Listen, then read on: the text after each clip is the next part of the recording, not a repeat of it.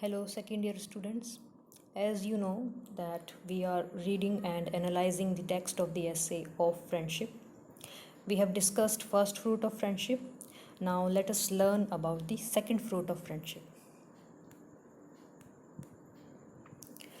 The second fruit of friendship is healthful and sovereign for the understanding, as the first is for the affections.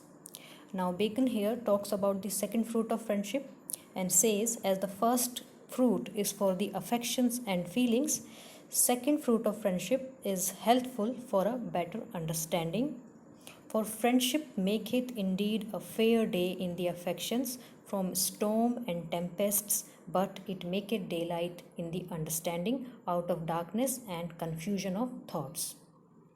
So it increases one's mental ability because friendship enables one to face storms of life and other difficult circumstances.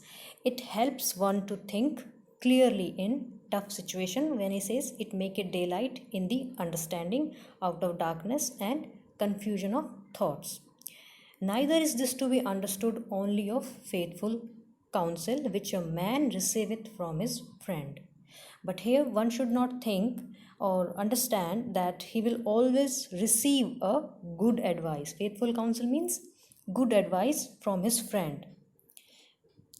But before you come to that, certain it is that whosoever hath his mind fraught with many thoughts, his wits and understanding do clarify and break up. Sometimes what happens, our mind becomes confused with so many thoughts that we cannot think clearly. But that whosoever hath his mind fraught with many thoughts, his wits and understanding do clarify and break up in communicating and discoursing with another. He tosseth in communicating and discoursing with another, he tosseth his thoughts more easily, he marshalleth them more orderly, he seeth how they look when they are turned into words.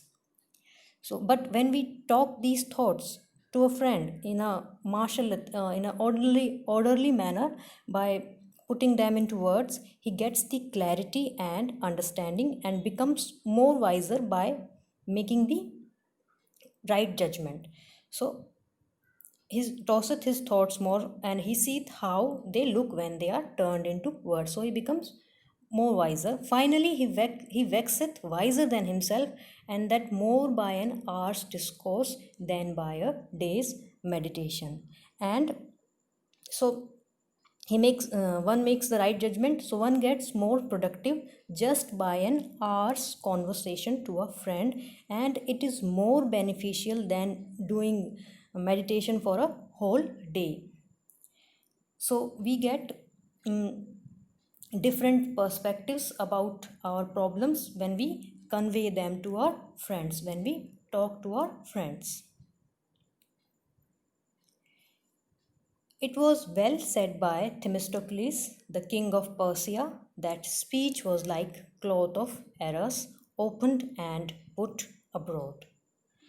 Here, Bacon quotes Themistocles, and an Athenian politician, who once said to king of Persia that speech is like a cloth of Eros. Eros was a place famous for handwoven textiles. So just as a cloth of Eros could only be praised when opened up and hung for people to look on, in the same manner, thoughts cannot be appreciated until one expresses them. Opened and put abroad, whereby the imagery doth appear in figure, whereas in thoughts they lie but as in packs. So, if thoughts are locked up in the mind of the thinker, just like a rolled up cloth, it will lie unadmired, overlooked. So, one needs to open up about his thoughts, ideas, emotions in order to be praised, in order to be appreciated. Neither is this second fruit of friendship, and actually he is comparing or is drawing an analogy between a rolled up cloth and rolled up thoughts. Neither is this second fruit of friendship in opening the understanding restrained only to such friends as are able to give a man counsel. The second fruit of friendship, that is good judgment and better understanding, is not confined to open up your minds only before a witty person that can give a good counsel, but even without that a man learneth of himself and bringeth his own thoughts to light and wetteth his wits as against a stone which itself cuts not. But if one doesn't have an intelligent friend for this purpose, he still can manage to learn about himself. How? Here Bacon gives the analogy of a stone when he says, wetteth his wits as against a stone which itself cuts not. He says, just like a tool is sharpened by rubbing against a sharpening stone, in the same way, a person sharpens his intelligence by expressing his thoughts even to a not so intelligent friend. So, Bacon here compares the thinker with a tool and not so intelligent friend with a rough stone. So, in a word, a man were better relate himself to a statue or picture than to suffer his thoughts to pass in smother. So, in short, it is always good to express your thoughts to a statue, even if you don't find a person, than to suppress and suffer suffocation in your mind. It is always a good idea to express yourself before a friend. Even if you don't find a friend, you can you can convey your thoughts to a statue. And now, to make this second fruit of friendship complete, that other point which lieth more open and falleth within vulgar observation, which is faithful counsel from a friend. Now, Bacon here proceeds to point out the importance of faithful counsel, a good advice, a well meaning, balanced advice from a friend. Which is faithful counsel from a friend. Heraclitus saith well in one of his enigmas, dry light is ever the best. And certain it is that the light that a man receiveth by counsel from another is drier and purer than that which cometh from his own understanding and judgment. Now, he quotes Heraclitus, who said, dry light is ever the best. So, it is certain that if a person is guided by others, advised by others, it will be more beneficial than that his own advice, which is sometimes might be colored or biased or one-sided, and this may cause difficulties for his life. So it is better than his advice, better than his own judgment and his own understanding, which is ever infused and drenched in his affections and customs. So, as there is as much difference between the counsel that a friend giveth and that a man giveth himself, as there is between the counsel of a friend and of a flatterer. And as there is a difference between advice from your friend and advice that you give to yourself, there is also a difference between advice from a true friend and a flatterer. So one should learn to differentiate between the two, advice of a true friend and advice of a flatterer. For there is no such flatterer as is a man's self, and there is no such remedy against flattery of a man's self as the liberty of a friend. As it is no such flatterer as a man's self, as it is human nature not to see the faults in oneself. So there is a remedy to it, and that is the flattery of a man's self as the liberty of a friend. So there is a remedy to it, and that is the freedom of a friend to give an unbiased advice. So friend can help us in many ways. Counsel is of two sorts, the one concerning manners, and the one concerning manners, the other concerning business. So, advice that we receive from a friend is of two types. First, related to a person's manners and conduct, and second is for concerning business. For the first, the best preservative to keep the mind in health is the faithful admonition of a friend. In the first case, advice is the best preservative, best solution to for keeping the mind in a healthy state. The calling of a man's self to a strict account is a medicine sometimes too piercing and corrosive.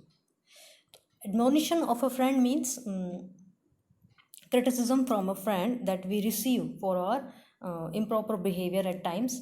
So it's like keeping a check on oneself when we receive criticism from our friends, because the calling of a man's self to a strict account is medicine sometimes too piercing and corrosive, because we cannot be strict to our own self when it comes to self evaluation. Neither we can reading good books of morality is a little flat and dead. Observing our faults in others is sometimes improper for our case. So we cannot stick to our own self when it comes to self-evaluation, and neither we can learn from reading good books or nor by observing mistakes in others. At least some people cannot do this. But the best receipt, best I say to work and best to take is the admonition of a friend. But the best receipt, here Bacon says, the best solution is the admonition of a friend, criticism and evaluation by friend, and it acts as a remedy for our shortcomings, for our errors, for our mistakes. It is a strange thing to behold what gross errors and extreme absurdities many, especially of the greater sort, do commit for want of a friend to tell them of them, to the great damage both of their fame and fortune. And it is a strange thing to notice that how people commit blunders, and especially of the greater sort, especially of great and powerful people, just because the lack of some neutral and well-meaning advice from good friends, for the lack of good advice, for and they the great damage both of their fame and fortune, and because of the lack of good advice they damage their name and fame. For as Saint James saith, they are as men that look sometimes into a glass and presently forget their own shape and favor. And Saint James had warned people for such behavior, people who cannot see their faults and weaknesses and cause problems in their own lives. As for business, a man may think, if he win, that two eyes see no more than one, or that a gamester seeth always more than a looker on, or that a man in anger is as wise as he that hath sat over the 24 letters, or that a musket may be shot off as well upon the arm and as upon a rest. People sometimes forget their flaws and realities of life and argue that two eyes see no more than one, meaning that they do not need others' advice for themselves. And in the same way, a gamester seeth always more than a looker on. A gambler can take a better call regarding the game than the others watching the game. Similarly, they can also claim that a musket may be shot off as well upon the arm as upon a rest. So, and such other fond and high imagination to think himself all in all. So, all these thoughts are the results of arrogant behavior and false imagination of self-sufficiency. But when all is done, the help of good counsel is that which setteth business straight. Here Bacon talks about the risk that involves in taking advice, and he says, if any man think that he will take counsel, but it shall be by pieces, asking counsel in one business of one man and in another business of another man. Sometimes what people do, they take advice in pieces, advice from one friend over one issue and from another friend over another issue, and this causes problem in and in another business of another man. It is well, that is to say, better perhaps than if he asked none at all. So instead of doing so, it is better to not to ask any advice at all and follow your own mind, on your own intuition. Perhaps then, if he ask none at all, but he runneth two dangers. One, that he shall not be faithfully counselled, for it is a rare thing, accept it from a perfect and entire friend. So, because if a person takes advice in such a way, he is running two dangers, two risks. First, he will not be faithfully counseled, sincerely counseled, for it is a rare thing. And the person he is seeking advice from, he might realize that there are other advisors like him. So, there is a possibility of getting a biased and ill intentioned, a manipulative advice. So, one can only avoid this risk if if the advisor is extremely good, loyal, and wise, and but it is a very rare thing.